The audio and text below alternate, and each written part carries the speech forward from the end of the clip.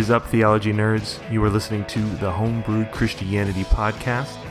Now, I told Tripp he's not allowed to do this intro because this episode is already 2 hours long, and there's no reason for him to add another 10 or 15 minutes of him rambling in an intro about this and that and Lakers and whatever, I don't know.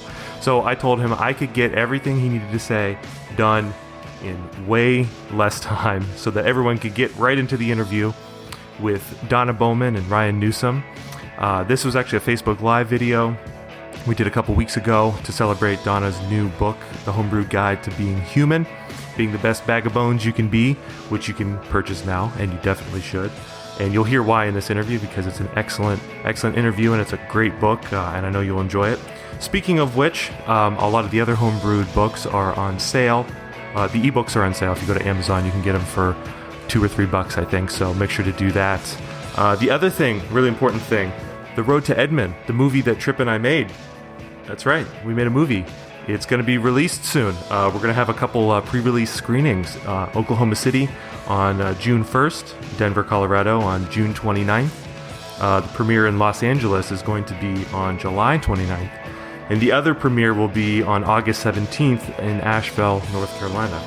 Which reminds me of Beer Camp, which will also be in Asheville, North Carolina. That screening of Road to Edmond will actually be in the schedule for Beer Camp. So if you come to Beer Camp, you'll be able to see the screening of our movie, Road to Edmond. So make sure you go to theologybeercamp.com and get your tickets to come to Beer Camp. Donna Bowman will be there from the interview.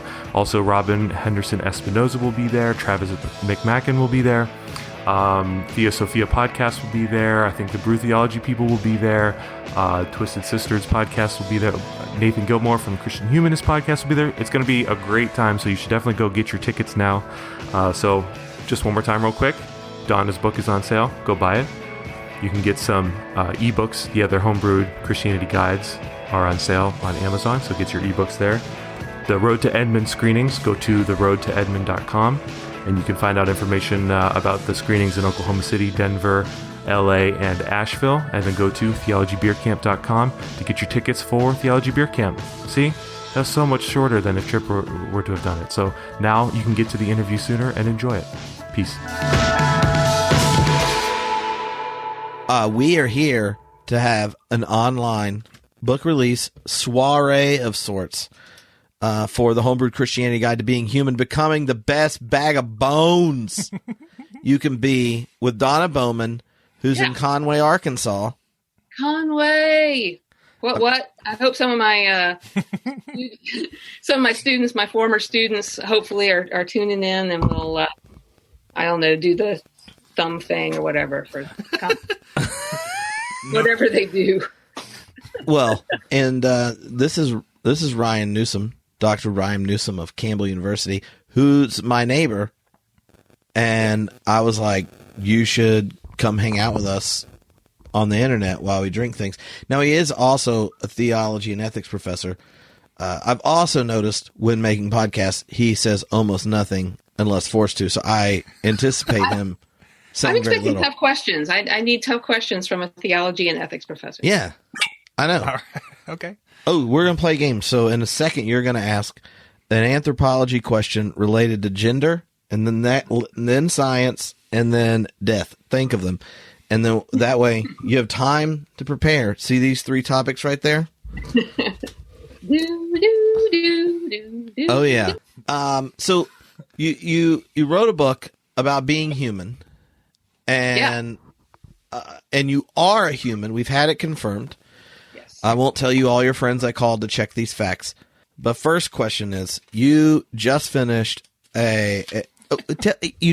teaching a semester. And anytime you get done with a semester, I know that as a professor, you end up discovering things from 18 to 20-year-olds you did not know that at the beginning of the semester you were going to learn. And you were teaching a class called the God class. At least that's what the students call it. A class on film, and then the freshman seminar. So in kind of meeting these fresh bags of bones, asking questions about what it means to be human with film and religion and such, like, what are the questions, insights, and ideas that you're leaving the semester with? Well, my freshmen did a service project in their class, which was around a really interesting feature on our campus. We have trees on our campus that are living memorials to the 47 people who, UCA students who lost their lives during World War II. And they were planted in 1946 and 1947. And just recently, in the last 3 or 4 years, they've actually been marked for the first time. Now they have plaques in front of them with names. And so what my students decided to do was to mark those trees and put more information about the soldiers on them. So there's not just a name, because that's all that's on the plaque is a name. They wanted to put a picture if we had it, what their rank was, what branch of the service they were in. And I think they were kind of surprised at how much it transformed our campus. They all put yellow ribbons around the trees, and everywhere you went on campus, there were these trees that had this personality all of a sudden. So what I learned from that was this idea about you can humanize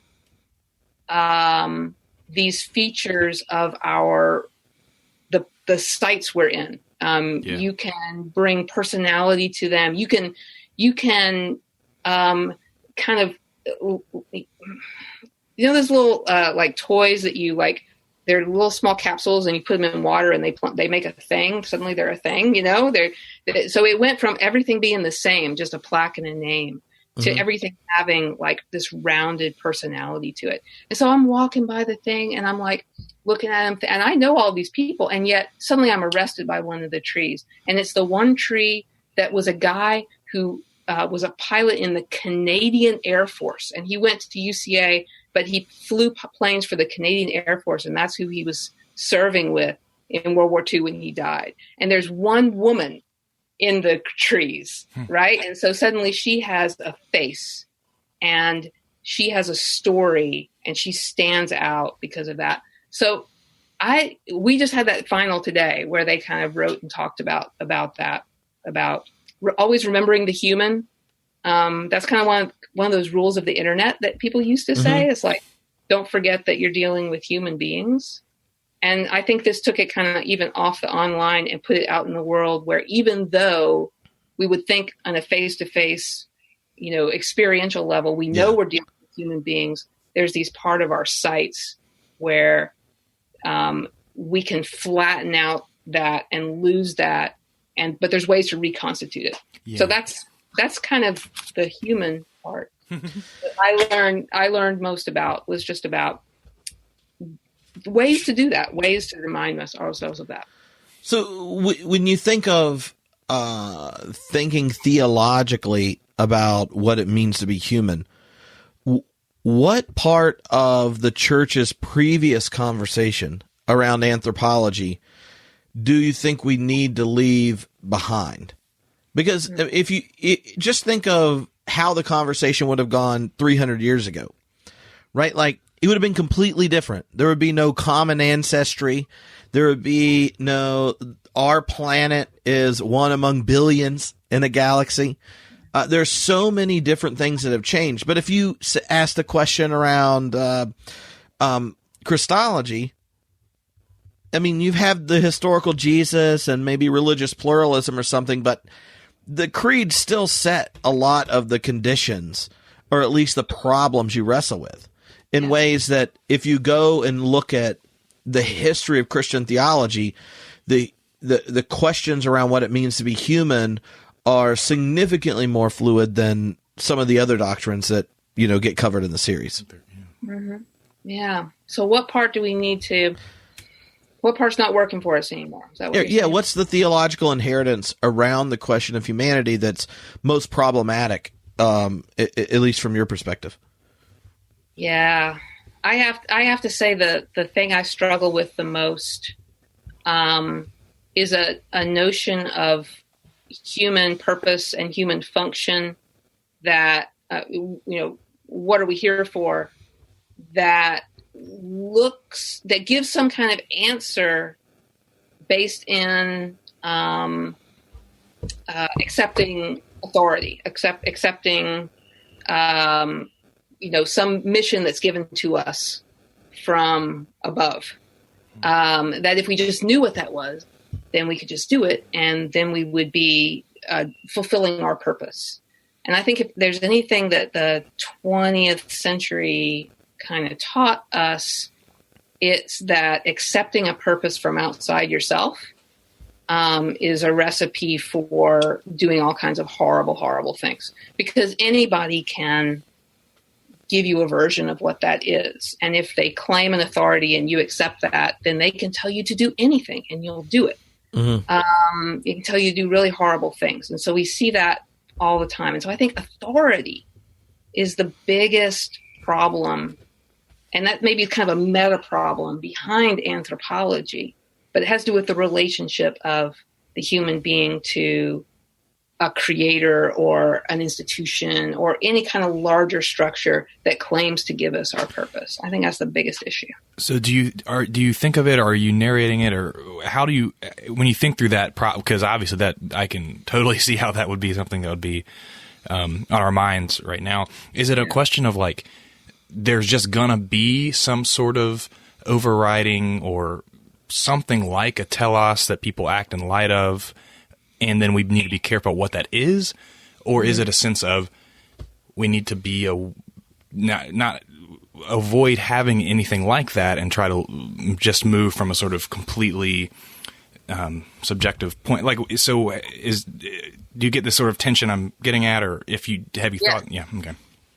Yeah. So I'm really Kierkegaardian and Martin Buber on this point. The imperative of being human has to come from the faces of the other, and has to come from the moment, has to come from the instant, the particular moment and what it demands of us right now, not from any kind of previously existing structure that we just apply to when we try to figure out what to do in that moment. But you're the ethicist, so I don't really even claim to be that. But that's kind of my biggest problem. And because Kierkegaard's my light here, there's not a system I can say, okay, here's how you approach it. Yeah. Instead, it's about living in the tension of that, and being human is resisting the urge to collapse that tension in favor of I know what God's will is, and now I'm going to do it. I think that always just comes down to your vulnerability to even your own interpretations that you then become a slave to and live the rest of your life according to, but usually other people's interpretations. And that, to me, is the biggest problem. One of the things that reminded me in the book is how Buber and Kierkegaard are both rather insistent that ethical reflection can't be done in some kind of calculating utilitarian mode or some deontological mode where this is the correct answer, now just apply it regardless of the situation. And even most, at least generic for intro class, versions of virtue ethics are problematic because all of them presume that the right thing for you to do, what it means to be both as most human in a moment and acknowledge and embrace and affirm the humanity of the person in front of you, could be discussed outside of the context of a relationship, that event, that moment. And one of the things that you pointed out in the book is the drive for religious people to have an ethical prescription for each situation. And when we want an answer to a predicament in advance, we end up essentializing some historical, contextual answer of the past. And then when we bring it forward today, we go, what? Put a hat on a woman when she's talking in church? Or, you can think of a million other things.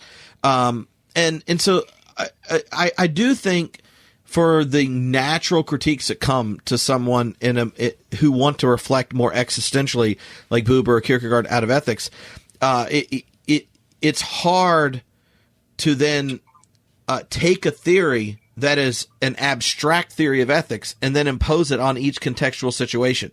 And part of being human is being human in the context you're in. So, like, how do you imagine introducing people theologically to affirm their contextuality? Because so much Christianity is how to avoid your context, maybe even avoid the fleshy bone bag you're in to get to God or get to heaven or do the right thing.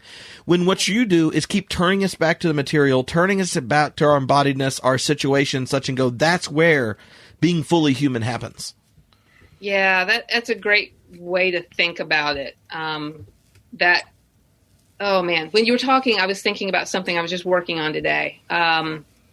A paper for a conference that I'm going to in a couple of weeks, which is about the pussy hat research I'm doing.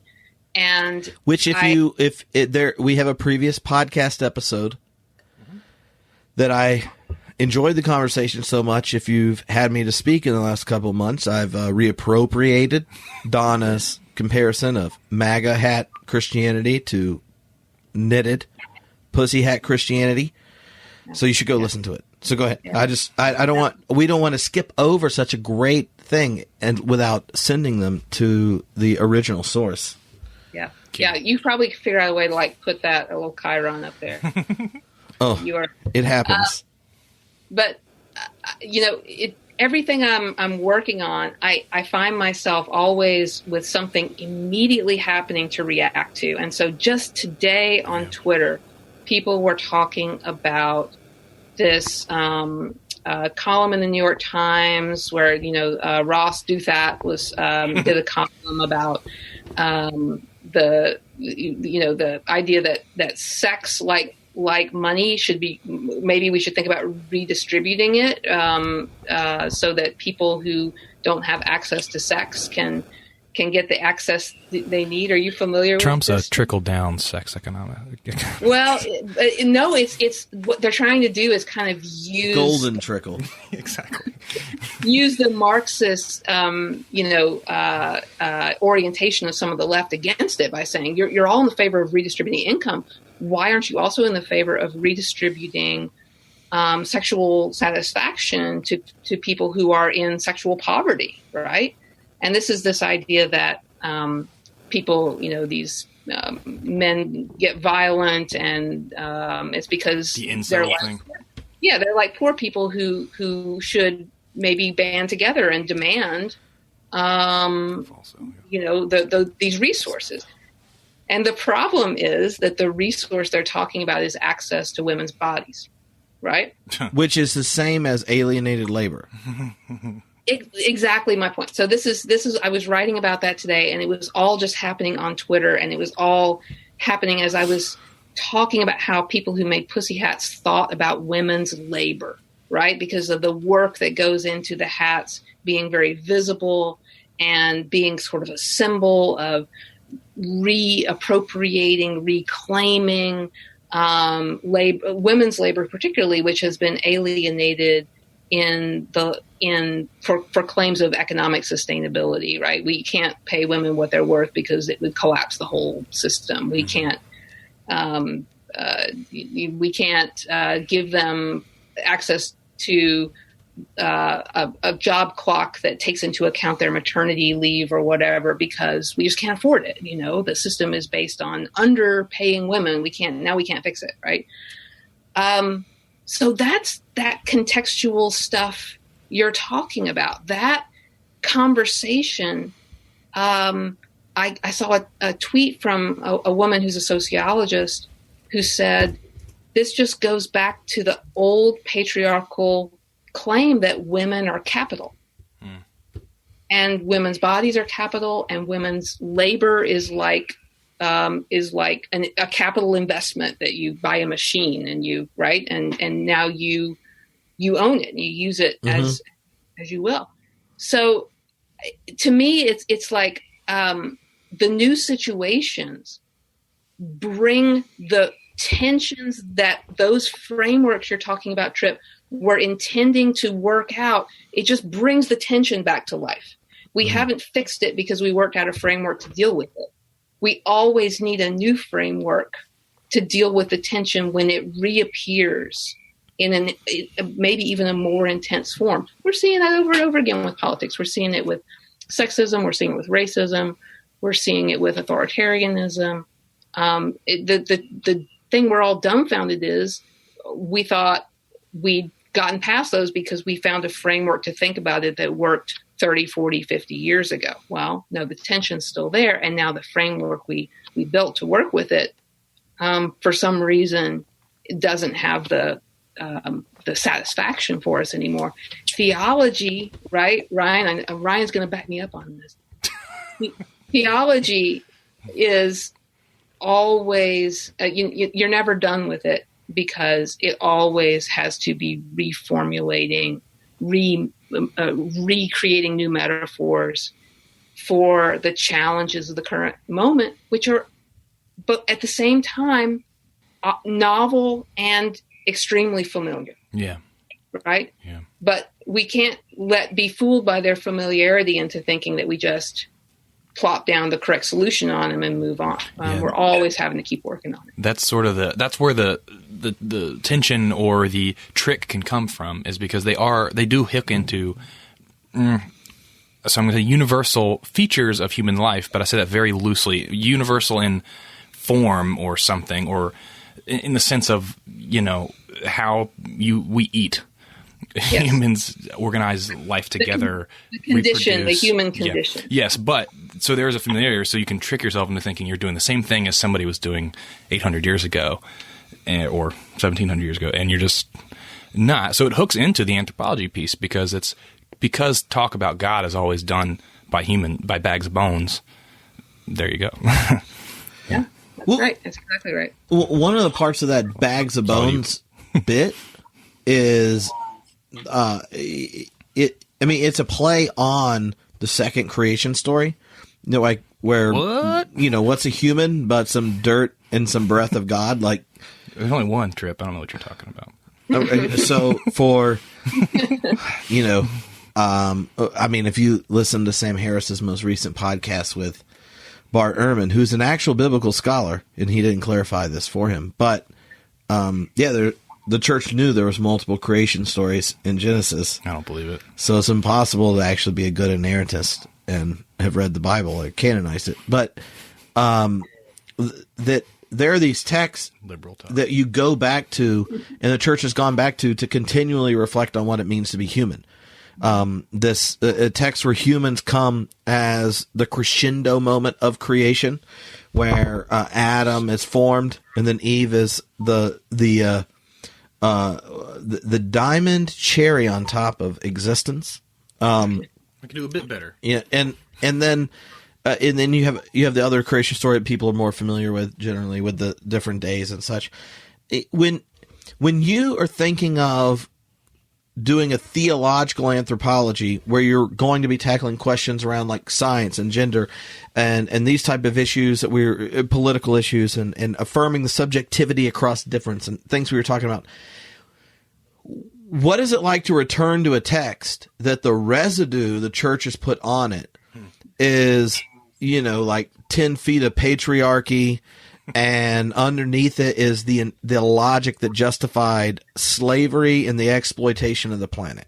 Yeah. Oh man. Yeah. That's something it's taken me a couple of decades.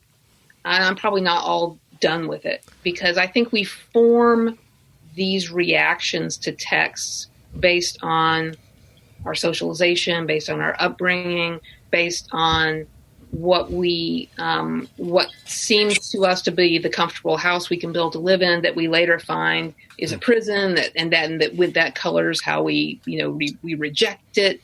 My principle has always been, I tell students this all the time.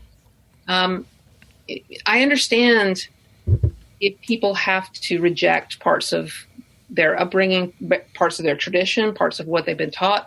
I understand if people even have to reject a whole religion. There's things that sometimes we have to leave behind in our lives because they are, they're unhealthy, they're painful, they're traumatizing. They've left a wound. Yeah, exactly. Yeah. But for me, I've been lucky enough to be able to go back and embrace parts of my tradition that I didn't think 20 years ago I'd be able to. They didn't seem to be possible to integrate, and yet people have helped me integrate. So one of the big ones for me is the Gospel of John. You know, I think maybe this happens to people a lot. In my class, the God class, we read Convictions by Marcus Borg, and that was a real important text for a lot of my students because they saw someone dealing with the complexity of the Gospels in a way that still regarded them as inspiring, even though they're multiple and even though they're a mix of history and non-history and a mix of what the church thought about Jesus and what Jesus did. And I can go for that. And yet John always to me was this problem because it was so spiritual and it was so unhistorical.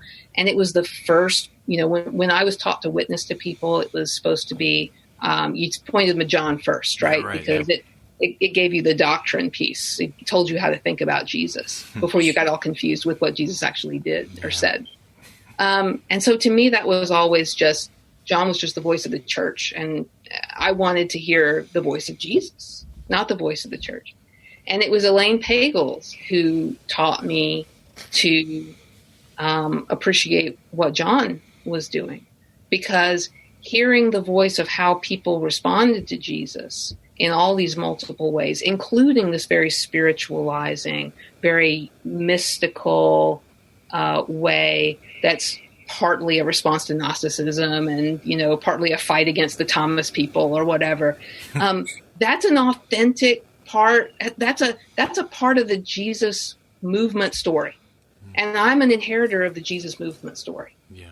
And so to take people and say, I retroactively cut you out of that story but their response was instructive. It's authentic. It's not my response maybe, but hearing them is hearing an authentic experience of Jesus. So that's kind of how I always try to rehabilitate if I can. Even the stuff that to me is most toxic is there because somebody interpreted their encounter with God through that. And I might respond to that by saying, I think you're wrong. I think that wasn't God. My big example with this always is the bears that come out and attack Elisha. I know. What's the deal? Come on now. Right? The kids who were, yeah, there you go. The kids. You take balding personally. I'm with Elisha, actually. I don't know. The bears could be coming through the door any moment. Just be careful. So it's like somebody thought Elisha prayed and God sent bears and killed a bunch of kids. 42. And there were 42 of them. And they were she-bears, by the way. The origin would have a heyday with 42. Yes, the she-bears. And so I think the person who told that story and thought that was God was wrong. But I also think that I recognize that human impulse to interpret that event or whatever is behind that event that way. That's a human. I can understand that human to human, even though I think they're wrong about that. So I don't want to cut that out of my Bible because that teaches me something about a mistake that I often make. Yeah. So what are the observations you've made about the garden story that help us at least move out of Geneva? Because I'm pretty confident most American Christianity still lives in Geneva. Like we're not talking when it comes to torture. Yeah, except when it comes to torture, then they live in Gitmo. Never mind. I'm passing. This is live streamed. I can't edit it out later. So how do you reread or rehear the garden story in a way that doesn't kind of create the black and white binaries around so many different topics that set the church up just to embarrass itself? Well, I'm turning around to my bookshelf here because I'm hoping I can pull a book out. Do you know this? Do you know David Penchansky? He's written. He may have written more than this, but he wrote a book about Job, and he wrote this book about mostly Genesis, with some. I think the story of Uzzah is in here too, right? Some of the kind of the hard stories. and what he does is re-narrates them in a way that highlights the really unorthodox view of God that's in these stories. So in the garden story, for example, he really highlights, and for me, this was the first time this being put so starkly, that God is threatened by humans. And same thing with Babel, right? It's even more stark in Babel, right? I mean, they're like, God's going to come up to heaven and depose us. There's going to be a coup. We got to make sure that doesn't happen. And so God is very much like just Zeus in those stories. In the garden, it's that they're going to eat of the tree of life and live forever. And they'll be just like us, they'll be like gods. And we won't, the creation it'll be it'll be this imbalance or this threat.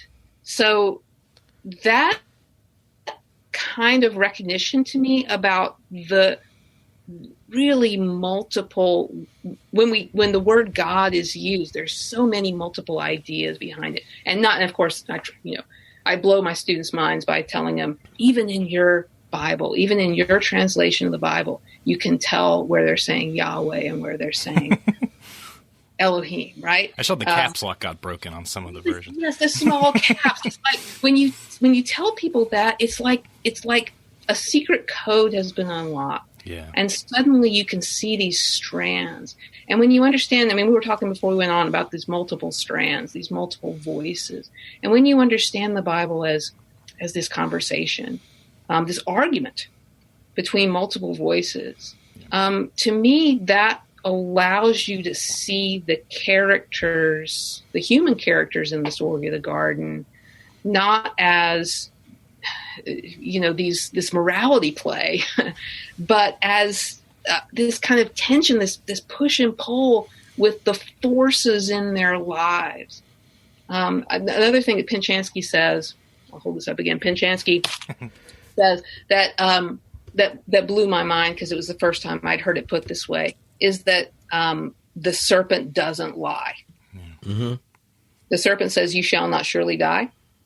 That's true. They didn't surely die. And again, I know there's ways of interpreting, that they didn't die right away, or they didn't got these.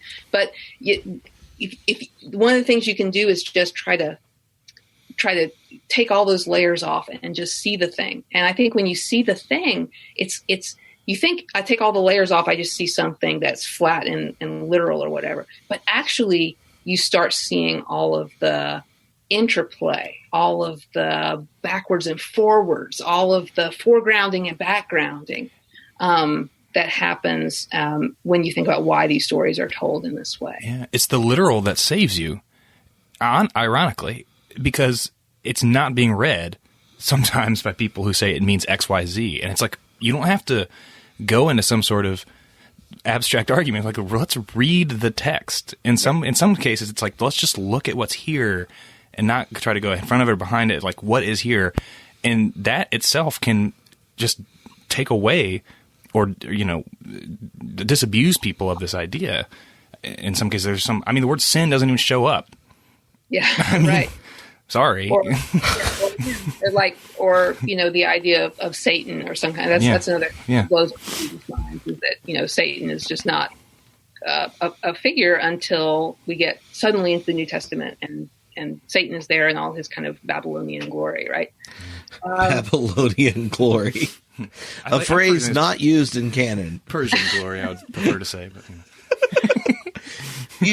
So one of the things that popped in my head about just the shock of what's there, at a text like Genesis that is, unless you go in a community or a group or have a guide, it's hard to read Genesis without projecting the theological commitments of the anthropology of your faith tradition. Yeah. And in undergrad, after I got married, which I did very young, so I had 2 more years of undergrad to do. And if your wife goes to bed at 8:00 and you go to bed at 2, there's a large number of hours there. So I would drive to Chapel Hill for this, at the Hillel, the Jewish classes, and take Jewish classes on interpreting scripture and such, and they did one on like Jesus and Judaism and the parting of the ways between Christianity and stuff. And then I took one with Rabbi Eden on the interpretation of Genesis, and we get to Genesis 3, and he gets to the "you will surely die" bit, and he gets near the end, and he goes, and they didn't die, and that's why, not for every Jew, but for many, this was the first Yom Kippur, the Day of Atonement, in which the mercy, everlasting mercy of God is demonstrated. And man. I was just like,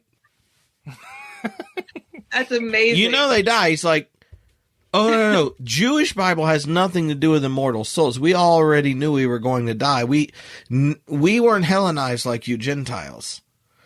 This is what happens when you don't have to get snipped to join the team of Yahweh. Yeah. And I just remember getting so frustrated. And then the next week I went to Dr. Lopez at Campbell and was like, what's up with this? And she's like, yeah, people read it a lot of different ways. I mean, people at the school, the young religion majors get upset, but I mean, he's right. and in just the sheer contrast that a story that has justified the total depravity of humanity, that has justified the prejudice of patriarchy being instantiated, and in a story that justifies the top-down tyrannical form of stewardship between humans and the natural world, really being a story about the first time God showed prevenient grace, anticipating a relationship that's more fruitful and life-giving than expected. It's just nuts. And so that's one of the reasons I really enjoyed from the beginning of your book. One of the points that you insisted throughout was, you know what it means to be you as a human, but do you know what it means to be a human? And each chapter will take a different theological or cultural or philosophical theme around what it means to be human. And it begins, I don't know, as a Whiteheadian, this is how I read it. It begins with your own experience and your own embodiedness. And then there's an exploratory flight where you contextualize your experience in the broader human community, in the broader history, and then you land back again at your experience and go, do you really want to keep the binders that you put on this? Because you could be leaving out your neighbor's experience. Yeah. Or even the gift of God. Yeah. Namely, it was Yom Kippur because they didn't die. And I have no idea where the question was in this, but... Well, I appreciate you bringing up the thing about the patriarchy being justified through the garden story, because that's something that people have been talking about a lot in the last few years, with the whole, evangelical, crisis in what evangelical theology is, and complementarianism, and that notion of, what the family has to do with anything. And there's this very open fight about that now.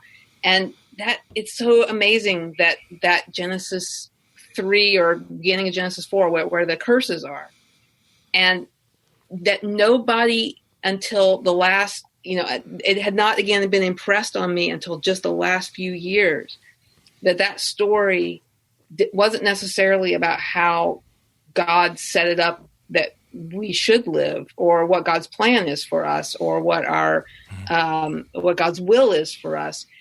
But that question of whether we have to knuckle under to a curse, which takes us out of how we were created, even in the context of that story, that trying to have just remedy injustices between men and women, and in systems, might be again going against God's will, because that curse is somehow still binding. So we shouldn't even try to make things better.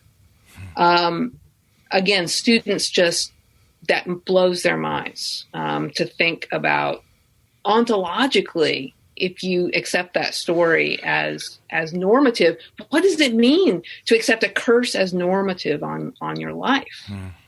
That's really, I don't that gets there's a lot internalized. more exploration to go on that. Yeah.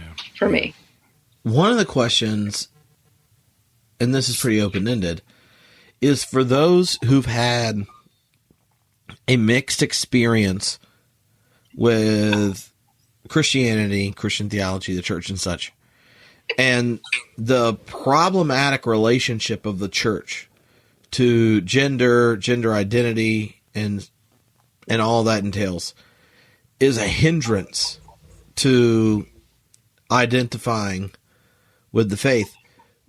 What are the questions or, I don't know, proposals or provocations in the book that you would like to kind of set the stage with? Because one of the difficulties around the church talking about what it means to be human is our inheritance out of Christendom really means, like, our brand stamp was on the best and worst of anything that we're coming out of. And you rarely get any credit for the positive part, but you definitely get knocked for the negatives.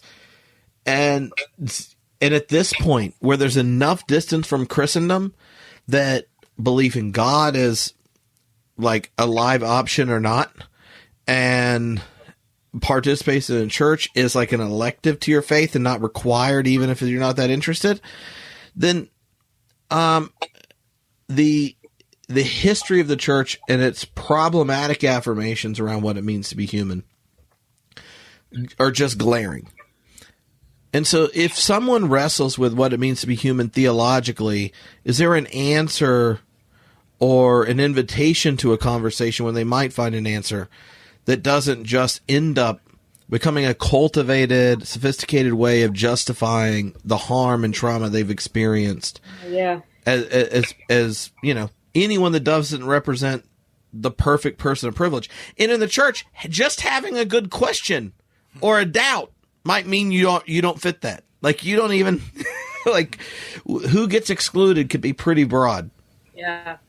I hope this is not kind of giving away something. This is something I discovered in the process of writing the book. One of the reasons I'm real proud of this book is that I learned things by thinking things through, and again, kind of like you said, wrestling, starting with myself and then trying to understand the larger context, but trying not to speak for everyone. And one of the things I kept wanting to do was, this is a book of Christian theology. We need, Jesus needs to be at the center of it. Mm-hmm. But I really started off the book not knowing what that would mean, not knowing how Jesus would figure into a discussion of what it means to be human. And that sounds strange because the incarnation is the central fact, the central proclamation. Yeah. God becoming human. And that, of course, that's always been taught to me, in a sense, the other way around. That when we look at Jesus, we're looking at God.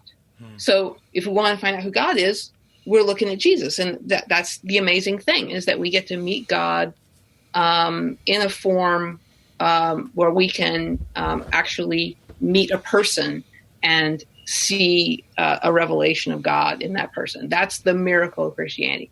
But what I discovered as I was going along is it's just as true the other way around.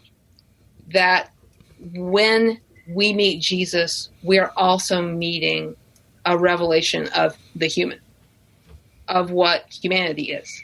Mm-hmm. And so we tend to look at Jesus, and everything that is amazing about Jesus, we're like, well, that's because Jesus is God. So I can get off the hook from taking him seriously also when it comes to his example or teaching, because he's God. So Jesus can do that kind of stuff or act that way, but I don't have to.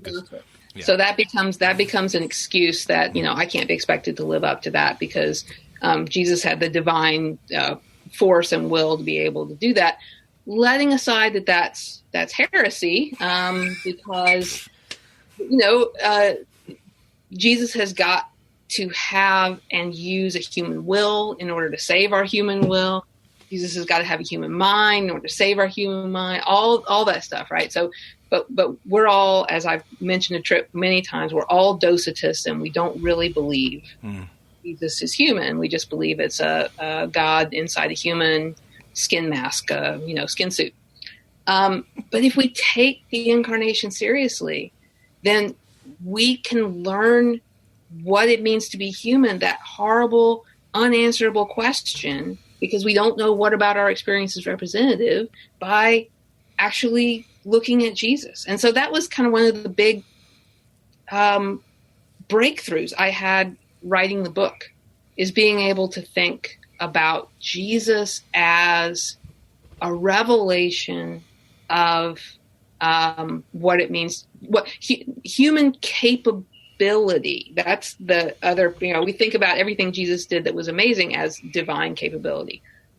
I don't think that's what the Gospels say. I don't, they talk about Jesus' power and, revealing that he's got a special relationship with God, but that capability of having a special relationship with God is a human capability. That's where Gospel of John saves you again. There you go, right? He'll do even better things than I'll do. Absolutely. So I think that I think that's kind of refocusing on Jesus is always a way of going back and being able to start from the very beginning of, in as much as we can again have access to those multiple witnesses to Jesus's existence on earth. We can start back at seeing again with fresh eyes what that was like for people to have been in his presence, how people responded to Jesus, and what that says about humans, our relationship to each other, our relationship to God, right? It's not just about what Jesus did morally, but it's about the capacities for relationship, the capacities for knowledge, the capacities for work, the capacities for, everything. You could spend the rest of your and Tripp again knows this, but that urge to be Christocentric here is something I get from Karl Barth. Somebody that I admire tremendously for just refusing to compromise on that principle, even though it took Barth to places where he never expected to go. So I think that's always a way of starting fresh, of getting past all the sins of the church, all the things that the church has again expected, the interpretations that have prevented us from seeing Jesus because they just covered Jesus up. That's the amazing thing about having this. Here's my other book, my Oxford Study Bible, right? That I, wave around to students all the time. The fact that it's all there in all of its multiplicity is just some kind of miracle to me, that nobody managed to dumb it down. I mean, they've done it without doing it, but it's, they've given you all of the stuff. They've tried to cover it up, but it's always still there to be discovered. It can't, it won't go. It's got a way. Even Martin Luther couldn't get rid of, James, or Revelation, as whatever troublesome bit. I talked a lot to my students this past semester about wisdom literature and how amazing it is that wisdom literature is in the Hebrew Bible, and how it's sitting there going, man, this is all just, this is crap, it's just death and doesn't mean anything. And, Job, is basically God just saying to Job, you don't have any standing to say anything to me. And, Job's like, you're right, I guess. And, and the fact that all that stuff is in Song of Solomon, all that stuff being in there. And despite people over and over again saying, really, that stuff just confuses the issue. You get rid of that stuff. It stayed. If there's any truth to the idea, that evangelical idea that God preserved the Bible, the text, so that, nothing crept in that was like wrong, or no, errors crept in, it's kind of the opposite. God miraculously preserved a text that's so multiple and so contradictory and so full of that human conversation, that we still are able to access it today. That's the miracle to me. A funny John Cobb story popped in my head when you were saying that. When I was first talking to him about my dissertation, and he was like, "Well, what's the most aggressive idea at the heart of it?" And then I go describing it to him. And then I'm like, yeah, but I don't know, because so-and-so's on the committee, and you go through your talking yourself down. And he goes, well, you're a Christian theologian. You already know this. In 200 years, we'll both be dead. And the only reason anyone will bring either one of us up is if we infuriated enough people with our creative yet persuasive interpretation of Matthew or Jeremiah or whatever, that we hung around in footnotes. So if you want to be a Christian theologian, then you have to creatively and with a little zest interpret the texts that aren't going anywhere. And I was like, John, are you telling me to just piss people off in my exegesis? And he's like, I would never tell you to piss anyone off, because I don't know if that's a word John's used, but I do think that, like, we're at a place where our historicity is something we're conscious of.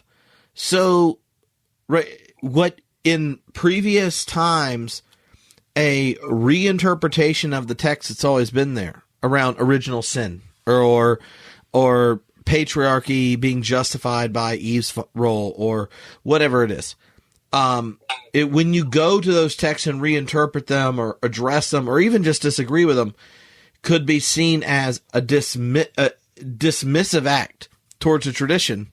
Now, taking them seriously and giving them their own historical material moment to voice themselves and wrestling with it and honoring it, but also disagreeing with it, is a sacred act because it recognizes the genuine mystery and human subjectivity of the communities and people that collected, wrote, and edited all those texts, just like we today, as stewards of the Christian tradition, need to affirm and recognize the mystery, that's the subjectivity of the multiplicity of humans that make up the church today. And that's such a, like, realizing we are in a place where Scripture actually can inspire us to affirm the multiplicity and diversity of voices in our congregation that probably aren't as diverse as the ones in the Scriptures. Like, you literally have two different historic communities at different times. Pictures of the cosmos and world pictures, worldviews, understandings of evil and good and God and all that stuff. There's zero chance your church is as diverse as the Bible. And yet, we hold it up and wrestle with it and honor it. So how can we do the same to all the humans in our own congregation is a new challenge, and it's a biblical one in a way that I don't think, until you get kind of biblical criticism and all that stuff, recognizing culturally our historicity and diversity and multiplicity, that's even possible to acknowledge. Yeah. I'll hold up one more book because I'm recommending all my favorite books. Many people already recognize that when I was talking about the Gospel of John, I was kind of, talking about how much this book has affected me, Beyond Belief by Elaine Pagels. But the book that I always recommend my students to read is How to Read the Bible by James Kugel. Oh, so good. So good, right? It's also on Audible. So if you like podcasts. Does Kugel read it? No. But it's also on Audible. And I've heard him speak, and he's just such a wonderful, gentle man. He also wrote a fantastic book that came out a couple of years ago, which I had students read in that class, called In the Valley of the Shadow, which is about his cancer diagnosis. And kind of, he talks about facing death. Death was one of those things we were going to talk about. He talks about, facing, being aware of his mortality in that very visceral way. He says it caused the music to stop. Like the background music goes away, and everything you shrink down into just yourself, and no longer is it you're expanding into the future and the past and who you've affected, but it's just you. And none of the busyness of being able to escape yourself with the illusion that you're that you matter in a bigger way than yourself. So that's really, a great companion piece to Convictions by Borg, which is, also kind of Borg at the end of his life, kind of facing those things. But How to Read the Bible, Kugel is an Orthodox Jew, and so he's talking about the Hebrew Bible, but he's talking about how people took those texts that had been put together at a certain point in time and then pushed forward into other times, other contexts, new contexts, our context, the New Testament context, whatever it is, and how they interpreted them, how they continued to bring them back to life by interpretations, often very, with great difficulty and with tortuous logic to our ears, perhaps. But that process is also what we've inherited. We've inherited the results of their process as layers on the text, but we've also inherited the imperative to keep on adding our own layers to it, because a lot of what they concluded has no relevance to our context anymore. And listening to him playing those voices off each other and playing those points in time off each other is one of the best examples that people, I think, can access of what you're talking about. And it's an amazing, revelatory experience to read that book. So you mentioned us, we were going to talk about death, gender, and science. Yeah. And I always feel like after an hour of the podcast, it's good to talk about the topics you were going to talk about. I've learned this after 10 years of podcasting, and you are the expert. Yeah. I mean, I feel like in the world of, hour plus theology podcasts, like I have 1,000 episode lead on anybody. Yeah. So perseverance of the podcaster. So around the question of death, and you brought it up because before we were talking about what were some of the themes and questions that you wrestle with in the book, The Homebrew Christianity Guide to Being Human, that you can order right now. See, if you're watching the video, you could see the book. So beautiful. Jesse Turry, cover design. Gorgeous. So what, most of us probably don't remember what it's like to be 18 and 19 asking questions about our impending doom. So I'm lucky that I get to sit with those people every day and find out what they're thinking. So when you mention that as one of the conversations that kept coming up, how are the students today understanding the address, the question of death, and what theologically do you think we have to say? Yeah, I think one of the biggest conversations I have with students over and over again is whether the whole point of Christianity is to ensure the right afterlife. That's what we're doing. That's what we're here for. Doesn't it depend on whether or not you're part of heaven's worship team? Yeah, I mean, it's interesting to think about the huge influence that John has had here. John 3:16, being the I pass a chicken place on my walk every day that has a John 3:16 sign outside. A chicken restaurant? Yeah, a chicken restaurant. Of course. Because they're wondering whether or not people in Conway have ever heard John 3:16? No, I don't know. Conway is a mission field, despite the fact that we've got more churches than Walmarts. Ironically, probably is a mission field. More churches than Walmart. Well, I guess it probably depends on never mind, how materialist your gospel is. I guess it does change things around. It's because if you eat a 5-piece, you're going to be contemplating your finitude pretty quickly.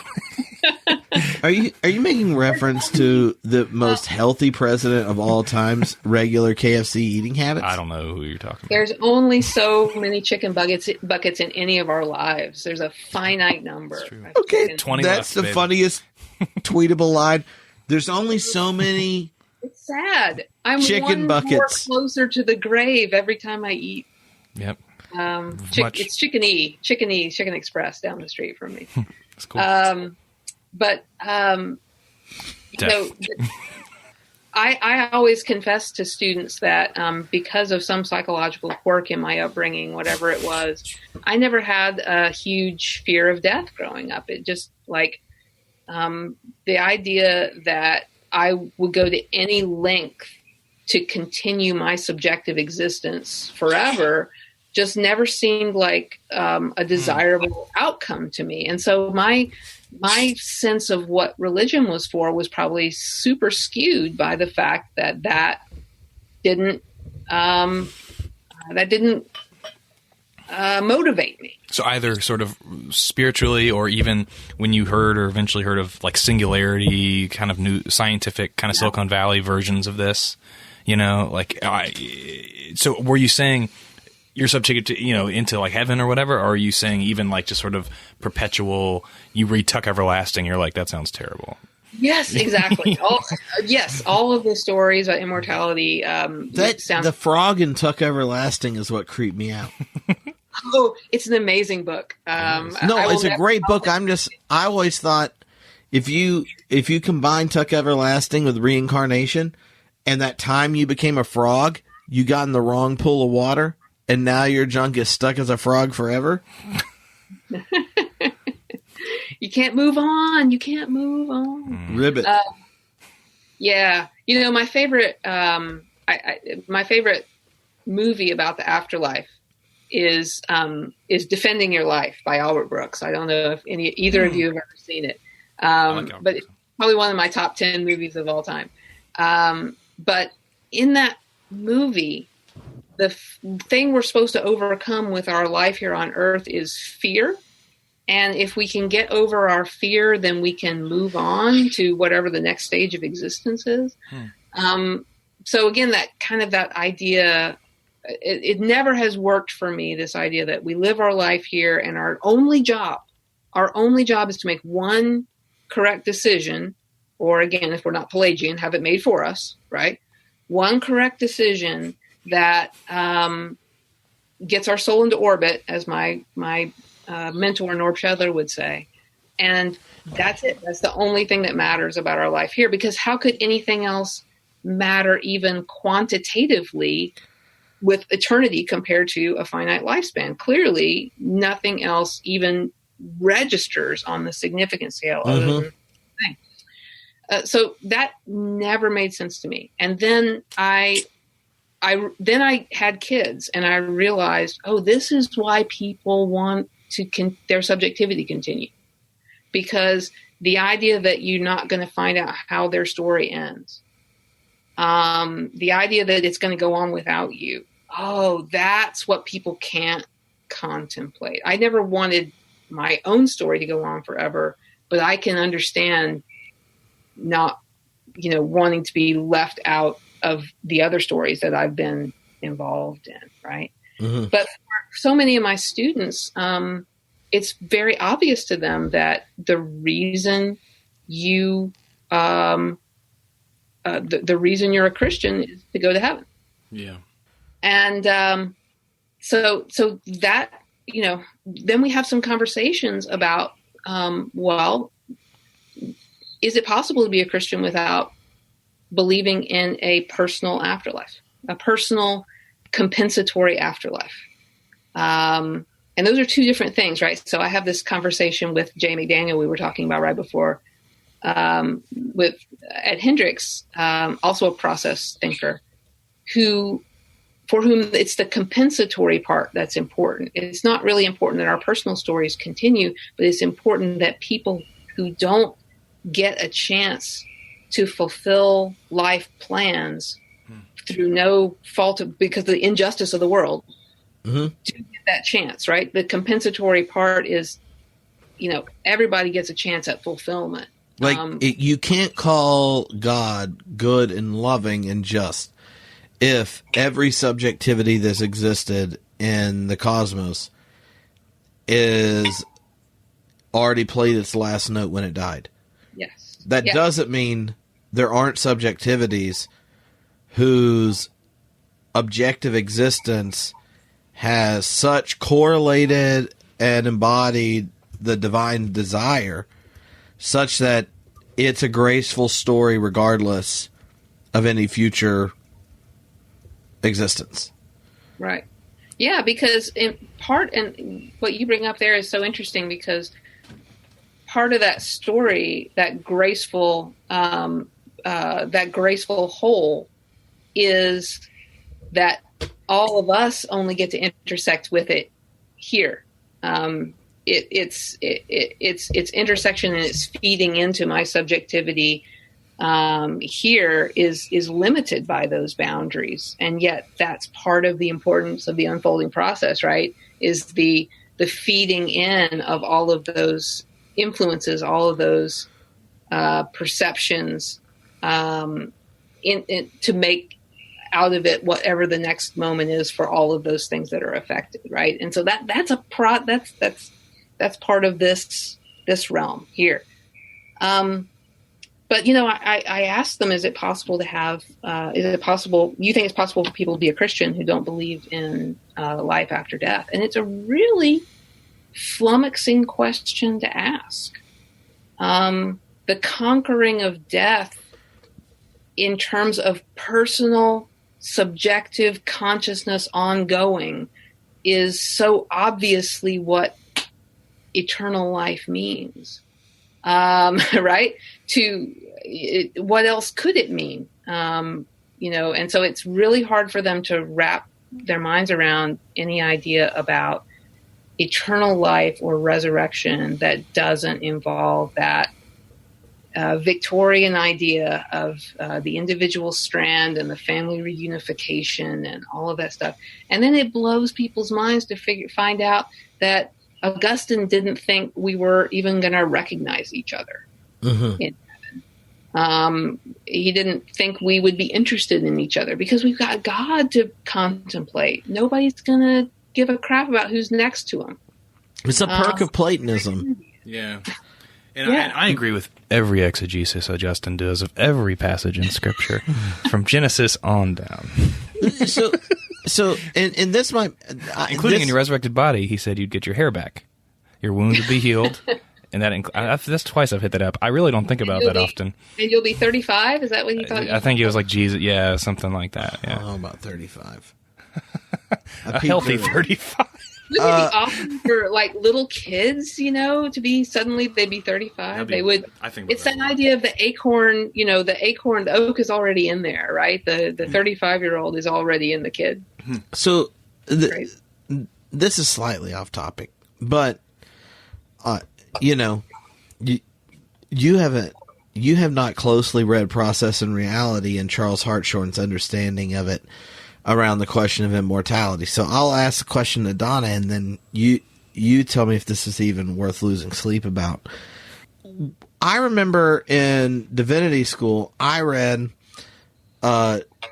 in the Harvard Theological Review, Cobb wrote an article on immortality in the soul. Mm-hmm. It's one of the most beautiful articles, and it kind of comes out of the Buddhist Christian dialogue work he did with Pure Land Buddhism and such. And in it, he kind of does two moves. Like, one is he recognizes kind of the stages of reflection and process philosophy around the questions of immortality. So Whitehead points out, like, if your God isn't distant from the world, like, if anything about the incarnation is true, namely that God has given God's self fully to the material world and shares it, and God's like memory works, like if God just like knows what it's like to experience the world, then everything about you and any person's objectively immortal in the mind of God. And which, honestly, to me, the first time I read that, no, the second time. The first time I didn't know what the hell he was talking about. The second time I read Whitehead and he said that, I thought, oh, John, Christian discipleship. Like, you know, it's like the process relational version of Nietzsche's eternal recurrence. That it doesn't have to recur. It just has to be objectively immortal in God. And all of a sudden you take yourself, your decisions more seriously.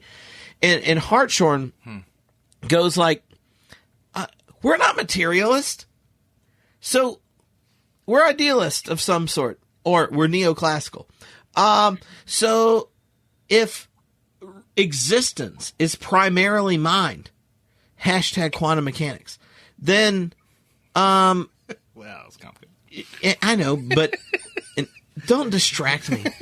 So if reality is primarily mind and not material, then a lot of the conversations we have around immortality and continued existence and such are framed by material existence. And he points out, like, Paul's hung up on this. He's trying to be honest about the world and go, like, you're dead and you stay dead, and then God raises you. Don't, like, tell me you have an immortal soul, because he's arguing Platonism. Right. And he goes, but he's under some metaphysical issues. Like, he has some problems. And once you realize that mind has priority over matter, then the idea that you could have a subjective form of immortality isn't that problematic, just because you're asking God, the eternal mind, who brought all material things into existence, and in material we mean actual entities, into existence, has the capacity to engage with creativity in a way that is reanimated. He's like, that's nothing. That's exactly what God does every moment and every event and every becoming. So it's really not weird. And Cobb kind of like says, like, and Hartshorne kind of leaves the door open. Suhaki opens it in The End of Evil, which is one of the best process theology books of all time, and I think everyone should read it. And so you have this subjective immortality strand, and the Christian theologians pick it up because of justice reasons, right? Like, they're like, yeah, if you're going to call Yahweh loving, then there needs to be a future other than the snuffed out one that Pharaoh gave it. Well, Maccabees first. So, but, and then Cobb goes, but there's this other story in Christian mysticism. And he talks about like Gregory of Nyssa's Moses book and things where there comes a moment and it comes a time, and those who were more Platonists and not hung up on materiality being required to have a conscious subjectivity in relationship to God, where union with God is always what you were built for. And so the barrier between your own ego dissolves. And I don't know, God is all in all, like 1 Corinthians 15, 20 through 28. Yeah. And I used to get, I spent years mad at Cobb about this as a Christian. And after, because you mentioned after having your kid, this desire to want to be around is one thing. And I can know, like, there's zero chance my ass is dissolving into the being of God while my kids and grandkids are around, right? You know, like, if you were asking it that way. But, like, what are you clinging to in those moments of, like, contemplative insight, bliss, and at-homeness in creativity or the moment that is worth clinging to when threat and finitude aren't around. You know, And so, like, I think process conversation around this is so different than any other form of liberal Protestantism. They think we're nuts by asking this. But if you're just like a process person, you're like, we're basically idealists of some sort. So it's really weird that you're a materialist. I'm sorry. You're hung up on this in a weird way. We don't have any problem with God, like knowing us completely inside and out and having a way to interact with us. We're wanting to know whether or not our subjectivity is most alive when we differentiate ourselves from God or fully participate in God's self-differentiation to others. Okay, I'm gonna take it one step farther. Oh, junk. That's what I'm talking about. And I'm gonna say, I'm super enthusiastic about the resurrection of the body. This was something, again, that when I was growing up, resurrection of the body was very de-emphasized because, of course, the body was a problem. We all wanted to escape it. And so we weren't sure why we were going to get new bodies. It was all very confusing, but God would take care of it later. It'd probably be fine. But we didn't know what to make of it, right? But now I'm all about the resurrection of the body because it's that objective immortality in the mind of God that Cobb's talking about, re-injected into the process, including the material process, so that I get new bodies in every moment. Mm-hmm. After I'm gone, and I don't think my consciousness as a subjectivity continues on without the substrate of my brain. I'm not an idealist that way, right? So, but man, I think that I come alive as God makes my contributions to the process reanimated in each emerging entity. So that to me is I'm all about the resurrection of the body, man. That's my resurrection over and over and over again in the future. Right. But I'm not going to be around to see it, but that's a much bigger thing than somehow me being, when we think about ourselves being around, we think about ourselves, again, it was when I was growing up, it's just about witnessing, even being a parent and wanting to see how it turns out. It's just about wanting to be a spectator, wanting to look down. Right. But how many minutes does it take as a spectator, or as a parent, to want to do something? That's the other part. My grandfather told me one time, I was talking to him about it. He was near death. And he goes, well, I don't know. I'm pretty sure after 30 minutes of you acting like a fool, I want to haunt your ass. And that was one of the most honest things he said. Like we have this idea of like wanting to know what our kids or grandchildren, or like, honestly, I would like to zip forward about 500 years and just see how a number of questions I have a priori commitments to work out, like philosophically and scientifically. Oh, I completely agree with that. Yes. But, like I do think there's a question around most ways of depicting some continued form of existence is rather depressing after you imagine it for a while. Do you think about somebody brought this up in my class the other day. One of my favorite Built to Spill songs, I'm going to get the title of it wrong and my husband's going to kill me. Is it James Describes Eternity? I think that's the Built to Spill song I'm talking about. And it's a song that has that whole thing about every 1,000 years, a giant metal sphere comes down and you scrape it with a single feather. It happens once every 1,000 years. And by the time you've worn it down to a size of a pea, that's not a fraction of a blink of eternity. And I've always loved that song. It's really poetic. And then I had a student repeat that metaphor to me as something that had been taught to them in their church. And I'm sure that's where the Built to Spill guys got it from. It was taught to them in their church as this is why you don't want to go to hell. You were just talking, Tripp, about, once you imagine what that eternity is going to be like, it gets kind of like enervating to think about, that going on forever. But it was suddenly the flip side of it.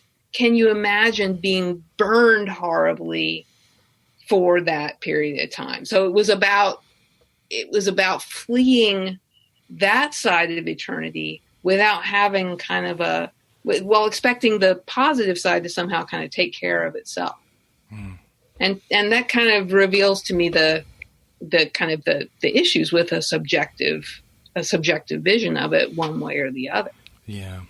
Yeah, it's a sort of willingness to say too much one way or the other, and in some cases it's a willingness to say too much about the negative and be all very, go to a hell house and be very descriptive and be very sure about who is going where for what decisions and how long it's going to be and et cetera. And but then on the positive side, it's like, I don't know, I've never read the Paradiso.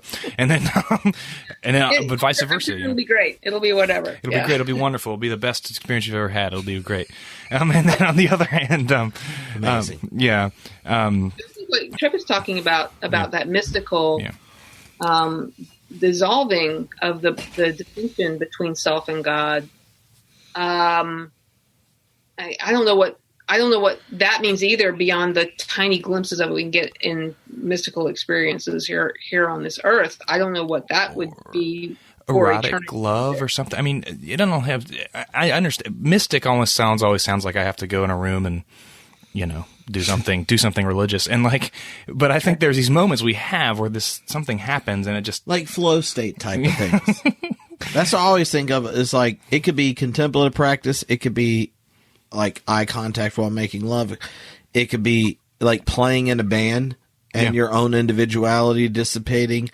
It could be like having a theological conversation with your best friends, and all you know is that you reached a place when you got done.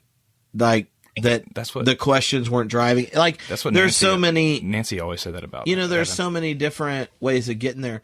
Like my general thought about. I remember the moment I could just not care less about my continued subjective existence, but that's just it was like at the place where I was pretty confident if I died that moment, my children's life had anything. Like there was a network of support to support them. Yeah, I have that thing. Yeah.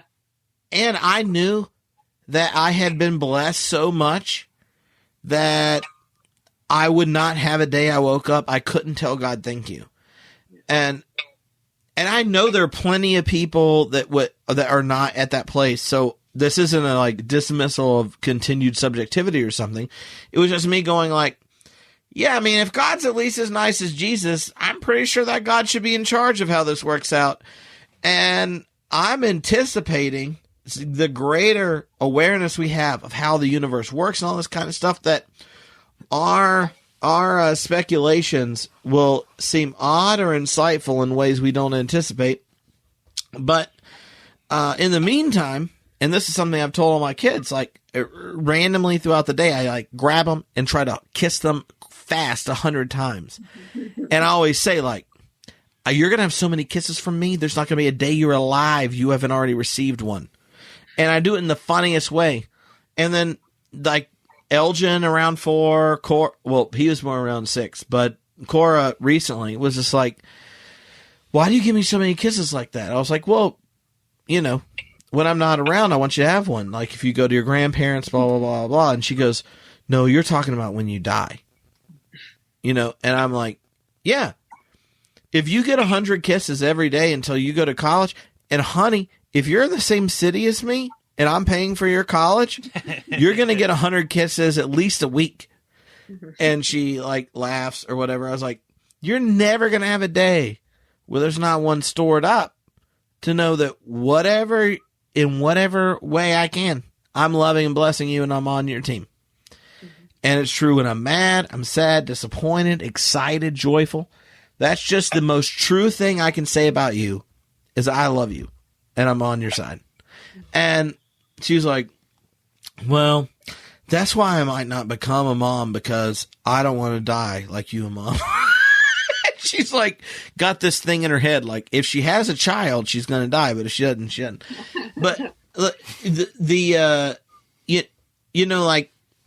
I don't know. For me, the question of death is one of those things that totally shifts based on your stage in life, and having the generation that functioned like in your mentorship now getting to older and older age. So like when they get to that place where this is the least interesting conversation to them and they're closest to dying, they become existentialist all of a sudden. Yeah. yeah.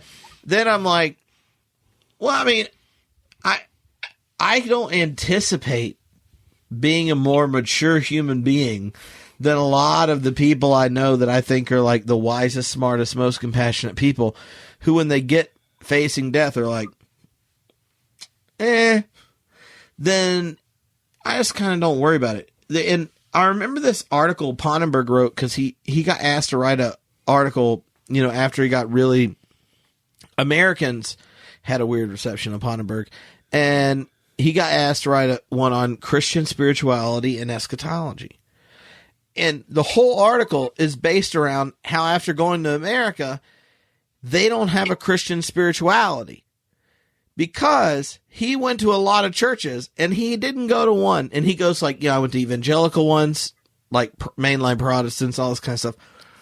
And all the sermons are built around convincing people who probably don't know if it's true or not, that they're sinners and are a subjective unit destined towards like eschatological judgment.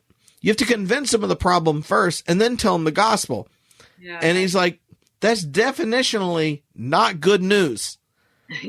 And in it, he kind of unpacks the West's relationship to God and all these things that shape spirituality. But when the first time I read that, I thought, that's so true. Like, whatever the church has to say to humans about what it means to be human should be good news, not a narrative where it's like, I know you think things might be going better than it did 2 generations ago, but actually it sucks ass, and you could have eschatological, eternal, conscious torment.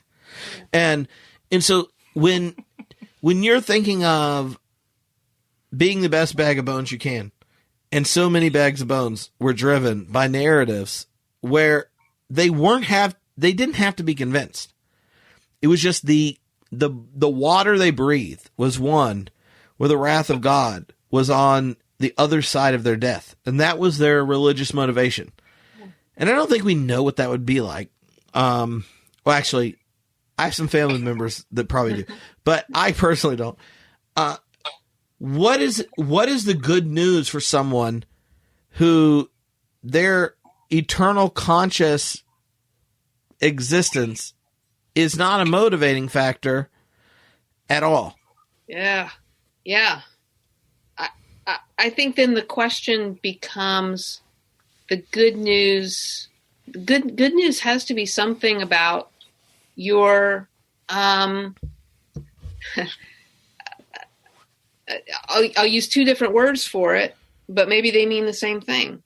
One of the students, given their final presentation, circling back around to what I learned from them in that God class, said, it seems crazy and obvious to say it, but the thing I believe in is love, in the sense of part of the human condition, Ryan, is that we need love to flourish, to get past infancy, to get past childhood and become a human that's able to articulate all the human capacities. We can't do that if our growth is stunted if we're not loved. Mm-hmm. That has to mean something. And the other word for it is significance. We have to know deep in our bones, as a matter of an article of foundational faith, that we're significant to something or someone, and that's probably the same. It's probably not different to say something or someone. Whether you think something is the universe or something is the future, that's also someone, right? Yeah, right. You don't mean trees. Although you might, I don't know, but that's okay. So those are 2 ways to me of saying the same thing. The good news has to be that you're capable of loving and being loved. And and that you are significant. And I think those kind of that kind of gospel is more important today than ever, with an epidemic of a culture in which people are more and more capable of growing up in ways where that is not something they can have a foundational faith in, based on the people around them. Yeah. Based on their families, based on their cultures, based on their existence on less than $1 a day, based on the trauma and violence they've been subjected to, based on, terrible messages about whatever their identity is. It's not a given that that's a trivial message for people. I don't think that has, you can say part of that loving and being significant is existing on beyond my death. But I think I think death functions more as a metaphor there than as some kind of like the cessation of my actual bodily functions. Yeah. I think it means being loving and being loved and being significant is beyond the sort of the boundaries of myself as simply a biological entity that has a beginning and an end. I don't know. That's very well articulated, but that's kind of how I think of it. No, I think it's really. I like the one thing that made me think was that makes gospel good news a task, in the sense that then if those things are being denied folks, as they obviously are, then there becomes, it's not just this either abstract thing you have or you just whatever. It's not super hyper personal, but it's given. It's just an obvious imperative when that's not happening with folks. And then the last thing you just said was so interesting to me is the relationship between the dying process and the sort of death as a power. That's not exactly the same thing. Like Thanatos is like this principality and power that isn't exactly the exact synonymous with. In fact, in a weird way, denying your finitude is a sign that you're in the throes of death in this weird way, which is kind of Pannenbergian in my understanding. So, I think that's great. Well, thanks. Yeah. Off the top of my head, it's something that again comes out of the listening to those 18 and 19-year-olds, like you were talking about, Tripp, and realizing that they grew up in a different world than I did, where the specter that needs confronting is, again, it has something to do with those same human conditions, but it's present to them in a different form, with a different energy, with a different urgency, because of their context. So that always comes through to me in a new way. So if you were going to pick a number of films to watch that provoke questions around what it means to be human, to kind of function as companion pieces to the book, which films, what films would you pick? And after this, Ryan, you have some questions around the topics you should ask, because I'll just give you a heads up as to how Tripp functions. He'll just keep talking. And you have like significantly more notes written down on your notepad. So, yeah, but I'm interested in the question, like if you're thinking of films that get you to provoke questions in a conversation around what it means to be human, what are the ones that most kind of fertilize that conversation? Yeah. Wow. That's a question you should really like email me ahead of time so I don't have to think of them on the spot. Or it could be TV shows or whatever. I'll try. In my class this semester, I showed Mother, Darren Aronofsky film, and it was so fun to show it to students because I don't know if any of them had seen it. Maybe one of them had seen it, but they had heard of it. It was notorious to them. And I I think it's amazing, actually. Aronofsky tackles these questions of what it means to be human in a sense of living on the edge of transcendence all the time, like going into it sometimes, retreating from it sometimes, always just being on that boundary of transcendence. I find that extraordinarily moving. It resonates with me in a deep way that's beyond critical appraisal. But I think Mother's also hilarious and brilliant formally. But if you watch Mother and The Fountain together, you might, kind of get part of what moves me about that stuff. I mentioned Defending Your Life earlier, and that's really such a. I find it hard to articulate how important that movie is to me. I think about it all the time. I kind of base part of my morality on it. Probably just this idea of, because I'm a very fearful person. I don't take a lot of risks. I avoid doing some things because they make me uncomfortable. And I think part of my job is probably to face some of those things and to be able to move past those limitations. So that's really important to me about being a human being. And then, my favorite filmmakers of all time are Michael Powell and Emmerich Pressburger.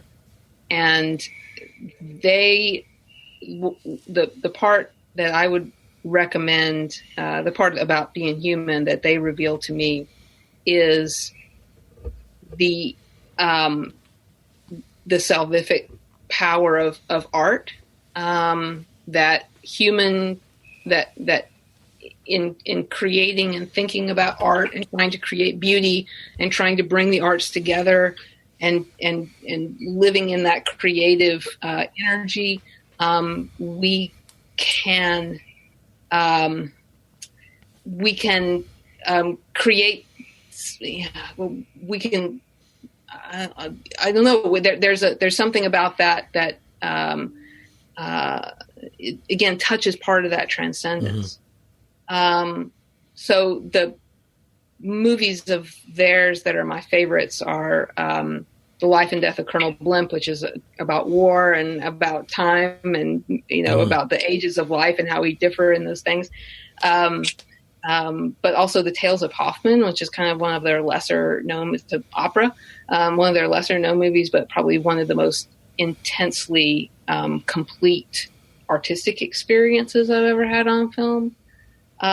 So, these aren't movies that kind of explore the human condition so much as they reveal a capacity within humans to provoke experiences that I think are kind of beyond what we normally think of as possible. And so they push the boundaries of what's possible. Contemporary filmmakers Mad Max Fury Road to me was that kind of experience. Incredible just experience of a holistic creativity, composing an experience that I found absolutely transporting.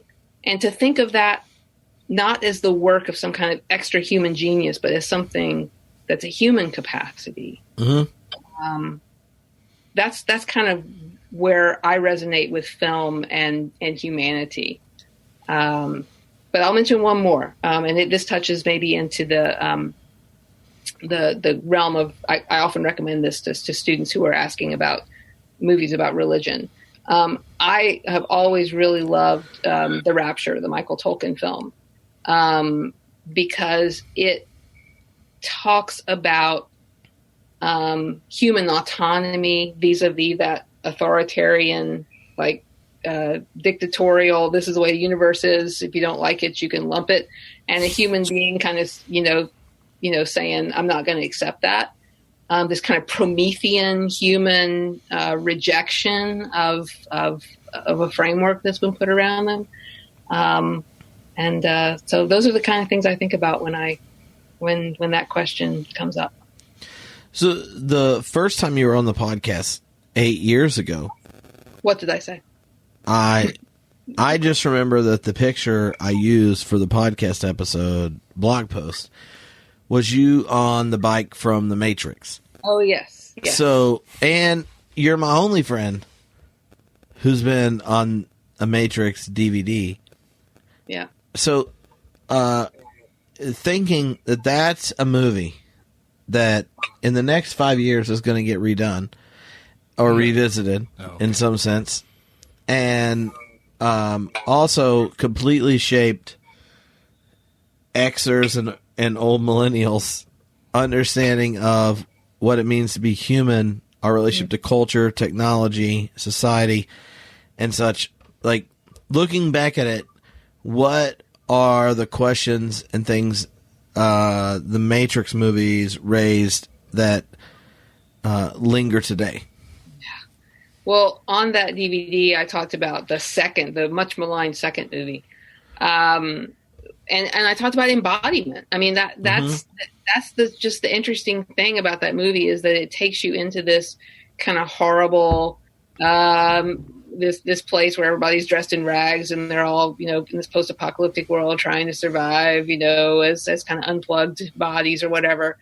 And how unattractive that is compared to the Oasis. And ironically, or maybe appropriately, I'm listening to the audiobook right now of Ready Player One. I haven't seen the movie.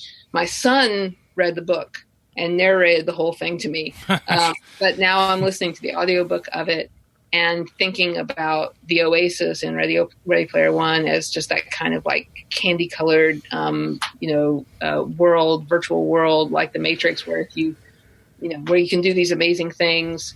And the desert of the real being this horrible place where in the movies, as a viewer, you don't want the characters to be there because it's uninteresting to you as a viewer. And yet the characters in that second movie revel in their embodiment. Yeah, the orgy, well, quote, quote, orgy. They have a rave and an orgy. Yeah, exactly. Yeah.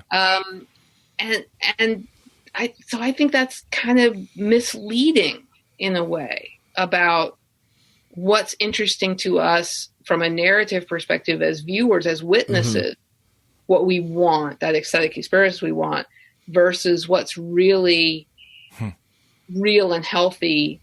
If we're taking that story seriously. Mm-hmm. Oh, that's good. Hold the book up as Brian's going to ask his questions because I'm going to try not to interrupt him. But that is the Homebrew Christian Guide to Being Human by Donna Bowman right there, available yesterday and all days precede. You should hold it like Morpheus. You could get another book. And you're like, it's the teal pill. The teal pill.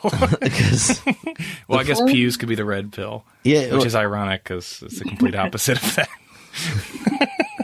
Teal is my daughter's favorite color. She was so excited that it's teal.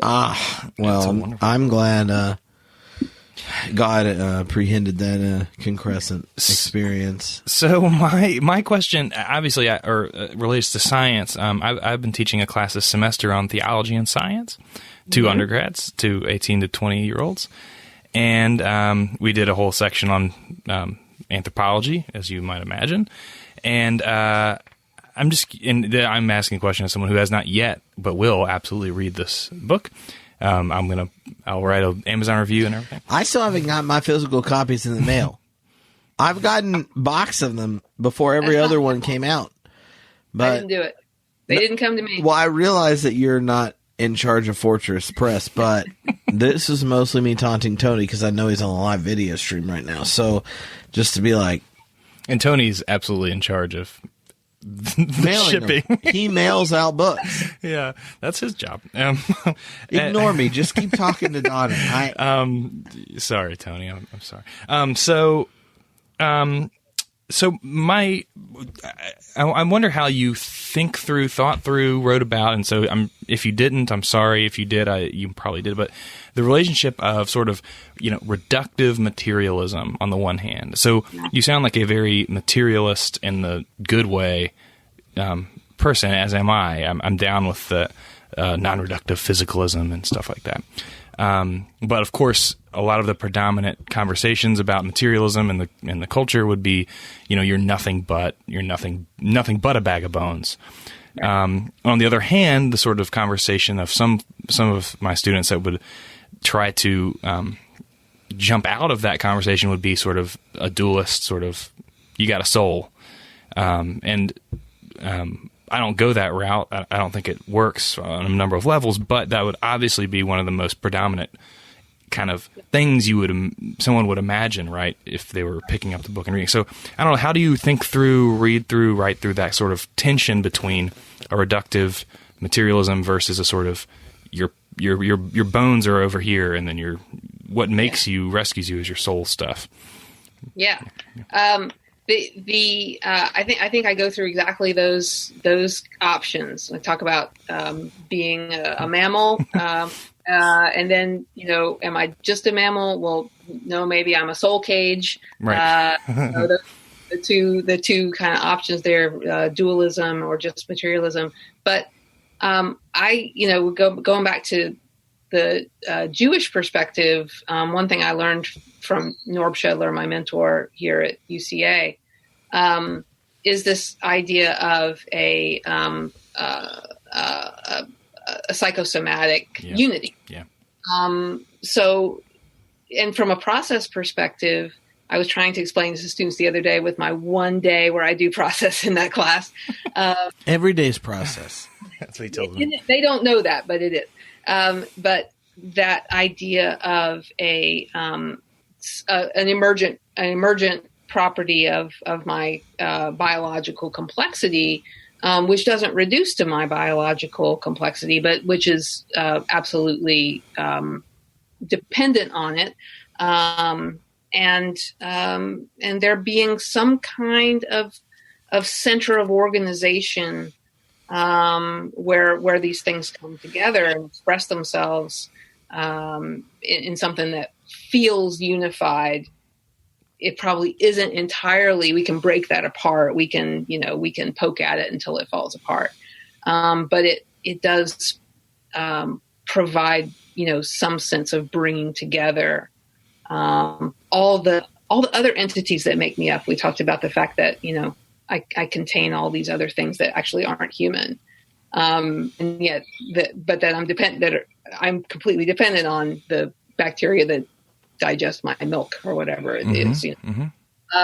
So all my biomass, I can't identify that with me, but there's and I don't have access to all of those. All those streams. I don't have, I can't feel all those things happening. And so the self is in some sense an illusion or a convenient fiction. But there also is some kind of unifying stream of consciousness that comes together that can't simply be broken down like Lego building blocks and built back up. Yeah. That comes about because of my biological complexity. Yeah.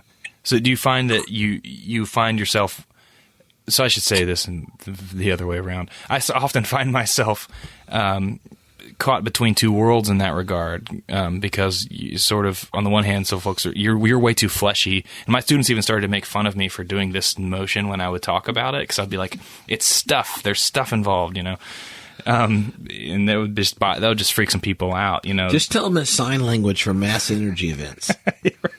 Right, like God was made meat, it's like, or the Word was made meat. It's just, they aren't. That's gross, Again, docetism. It's better than sirloin. But then you'd hear you hear something you're nothing but. It just, you feel like, well, that can't be right either. So I often it seems like folks are sort of. I feel like I'm kind of caught between worlds on that one, and that kind of question. Whereas the language of soul, it's almost like what we were talking about earlier with Genesis, where the language of soul can get inherited once it's sort of once the sort of initial sort of inheritance of Platonic dualism goes away. Then it's sort of the human body is the best picture of the human soul. That makes awesome sense. Or somebody plays a song, you're like, that song's got soul. I know exactly what that means. I don't need to map that onto some sort of metaphysical. An animation. Yeah. It's the part. It's the living part. The part that the part that makes it possible for me to kind of point at you in a general sense and say, you. That's a living, yes, a living entity. The quiddity, right? Yeah. It's the dynamism, not the remainder. I mean, I think that's the switch in a relational metaphysics is that in classical metaphysics, the soul was the remainder once you abstracted the spiritual from the material or the heavenly from the worldly or whatever else, whatever that meant. As opposed to it being like the living, animated relationality and such, which extends it past the mic, which extends it past your skin. Which it actually is far from being a remain. It moves it past your, into your relationships through time. We were talking about that living energy and dynamism actually doesn't happen, doesn't fulfill itself, doesn't manifest itself unless you have those inputs and outputs from relationships. Otherwise, you're some kind of malformed, only partially human. You're human in your DNA, but you're not human in the sense. You're a bee or a termite in the hive that is like gone rogue. You're like a cancer, so you're not doing your thing. I have students this semester, but I've had them before, who are tempted by this idea that there's only individuals, and it's coming back, and at least in my experience. And I had to sort of try to convince a student that society was real or relationships were real. And it was since like, of course the individual is real, but everything else, they wouldn't say it in terms of epiphenomena, but that's basically what they were saying.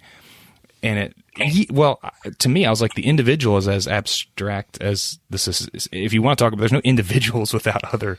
But do you think it's because like people that grew, how many of their most intimate relationships are either mediated through technology or simulated?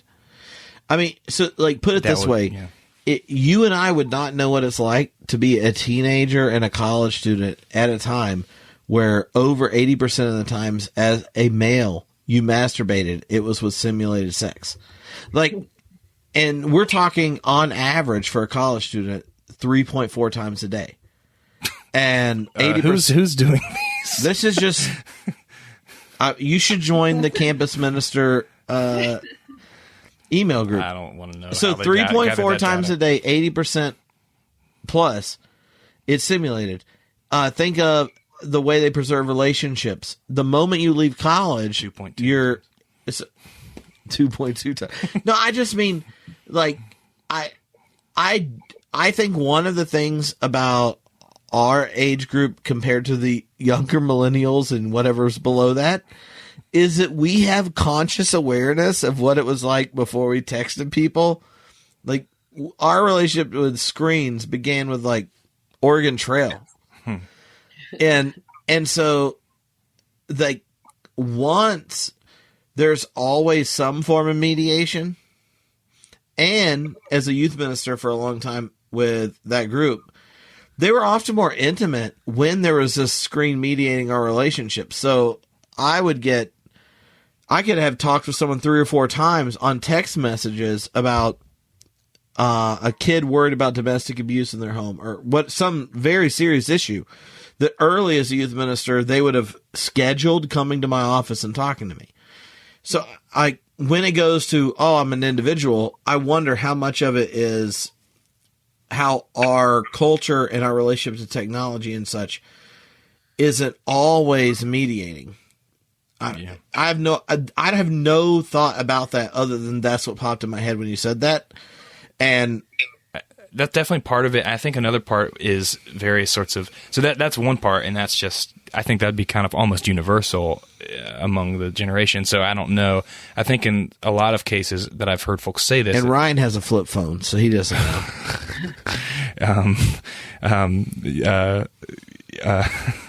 There's a sort of political ideology that's driving it.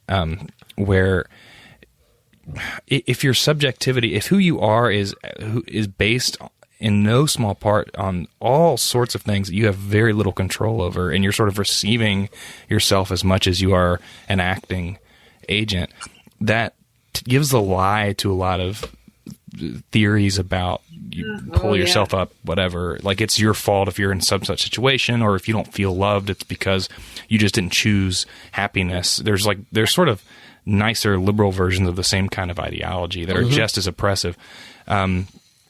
So I think that's where I've most seen it coming from, but there could be an underlying technological kind of underpinning to it.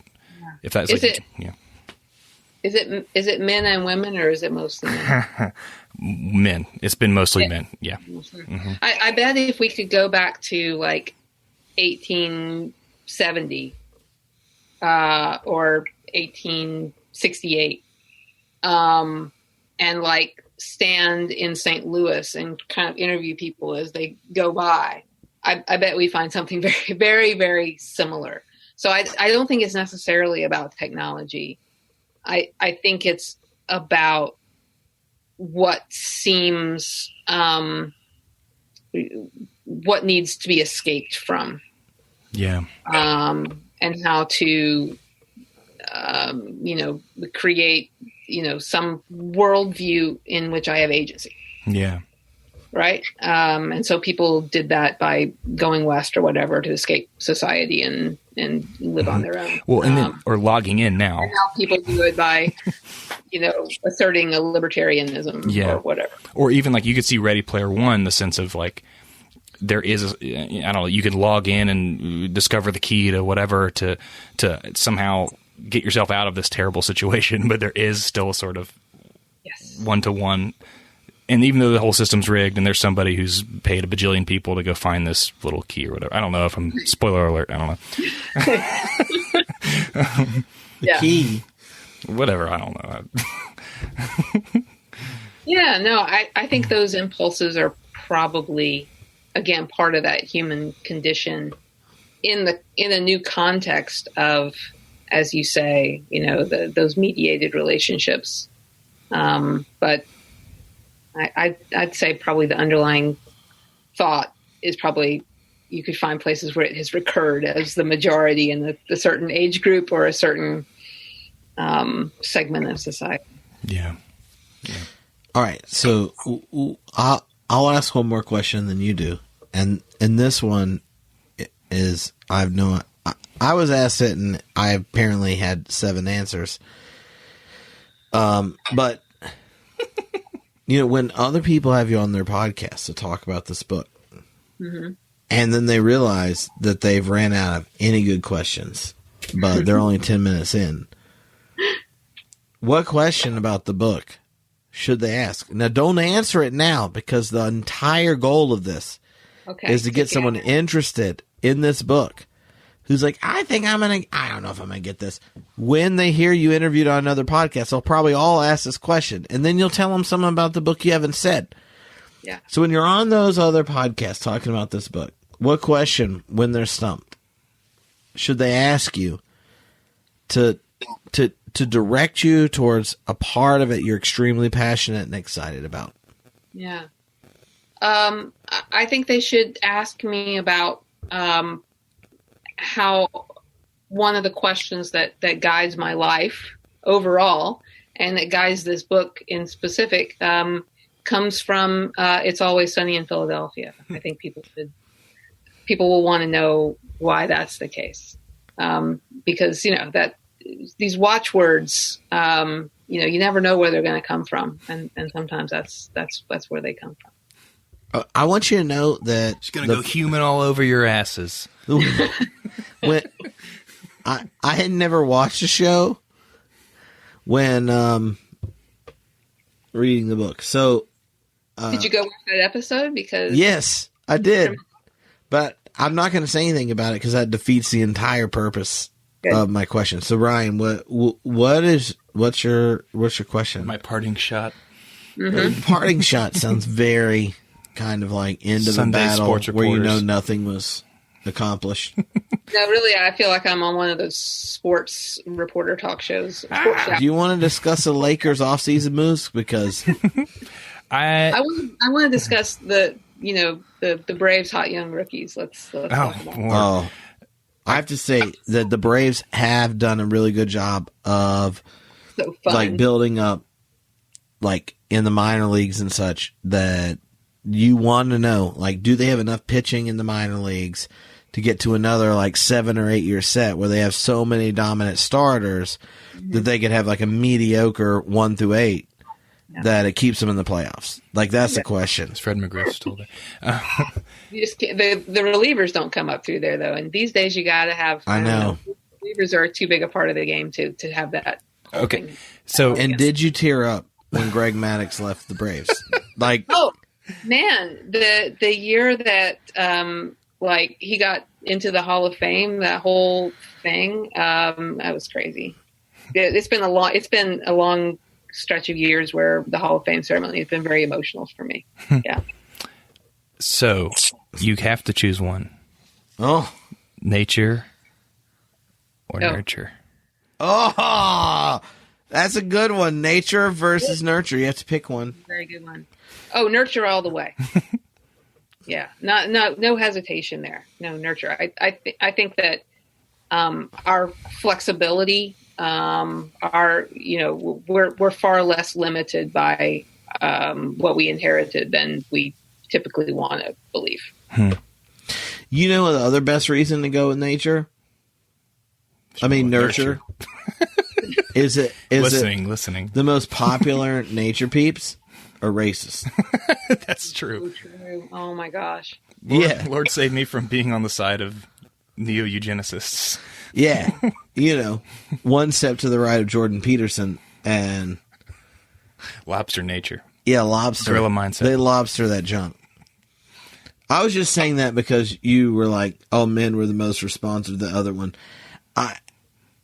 Having recently been able to differentiate the most popular podcasts that men that listen to my podcast listen to females, it's really made me not thrilled with men.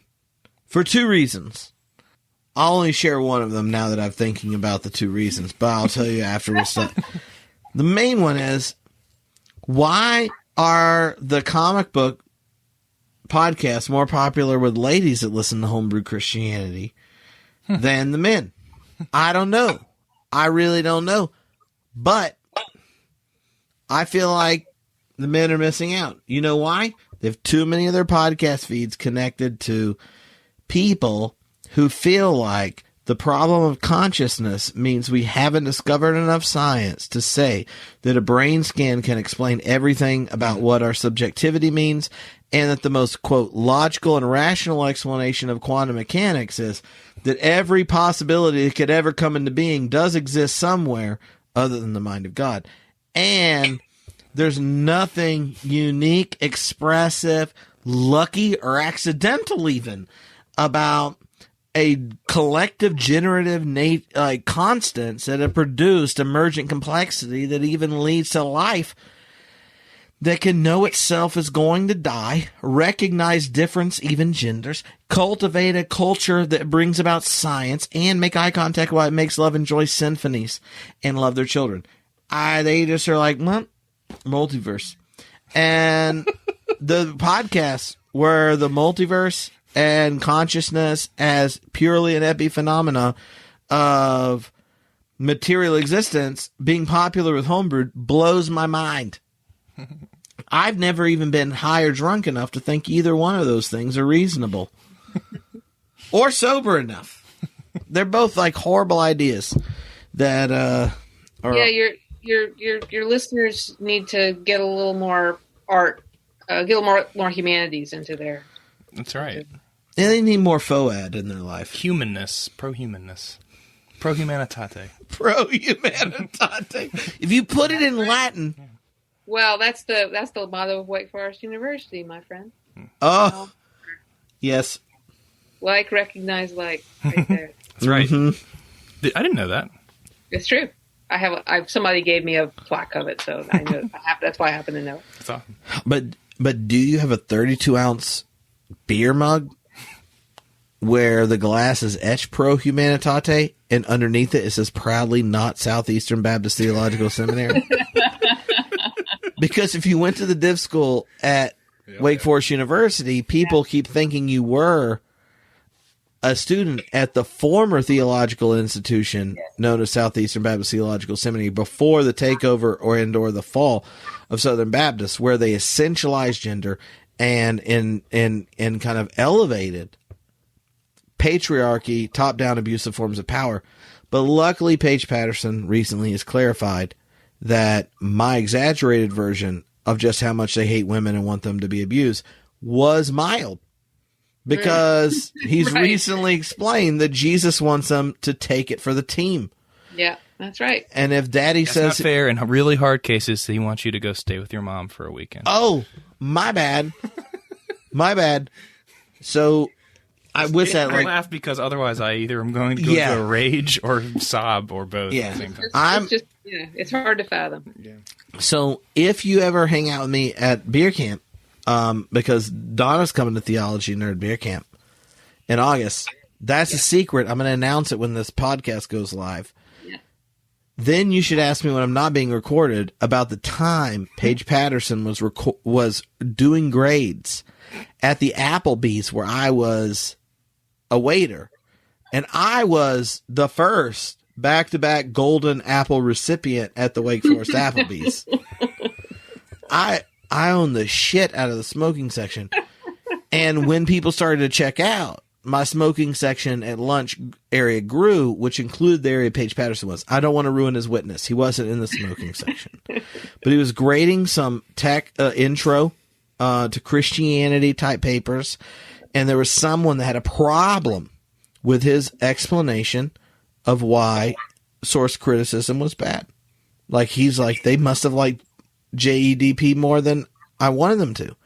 Mm-hmm. And I didn't think, he didn't expect like a senior religion major to be his waiter, who also was conceived at Southeastern Theological Seminary, was an educational institution, and had experienced the entire generation of people who were bitter about the takeover.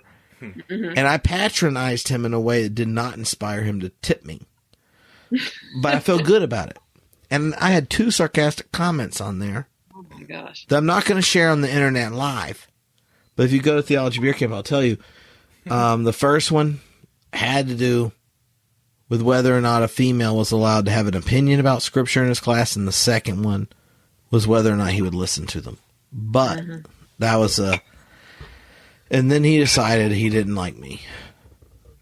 That's probably a apt judgment, frankly. Yeah. I was just like, do you want $5 out of him? Because I always knew the Southeastern professor's grading only tipped $5. It could be there 5 minutes, 3 hours, $5. Or do you want to make some joke slowly so he puts it all together and you get to retell the story later? Yeah, that story is worth way more than the tip. I know. And yeah. That's all that's it. I know that my parents would regret me telling the rest of the story on the internet. I will look forward to hearing it. Oh, it's pretty funny. I've got a story to tell off the internet too. Yeah, everyone has a story to tell off the internet. None of them. Don't, man, I'm an open book. I got no secrets from you guys. That just means you're a much better person than I am. No, except for that one really crazy, wild, no one would guess it story you're going to tell at Theology Beer Camp. Oh, yeah, that one. Yes. Uh-huh. Yeah, that one you got to come to beer camp to hear. Yeah, or you can read The Homebrew Christianity Guide to Being Human. You can come to Theology Beer Camp, you can read the Guide to Being Human, and that's when you can hear what it's like to go on a double date with Keanu Reeves. But if copper key is in here. Did you do the that? Copper key. But then you got to go on 2 other quests. 2 other quests. All right. I hope that you don't fail in life and fail to order The Homebrew Christianity Guide to Being Human. It's the teal volume in the series. Number 1 on Amazon in Christian theological anthropology. Yeah. I'm sure that's a huge category. But I'm beating Rowan Williamson, Rowan Williams, former Archbishop of Canterbury. So. And 18 other Calvinists who are also the other options in Christian anthropology. I feel like you and Rowan are like the tag team for like, we don't necessarily hate all humans and especially women. Yeah. You're like, oh, junk, there are other varieties. Yep. We're taking them down. Oh, boo. Like that. Y'all are basically the theological rockers of theological anthropology.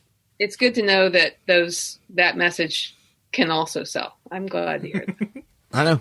So if you want to know what Shawn Michaels was doing in his theological tag team days, you got to get Rowan and Donna's book. I'm buying it right now.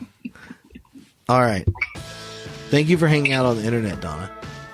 Thank you for being here, and Ryan too. I enjoy having the both of you talk to us.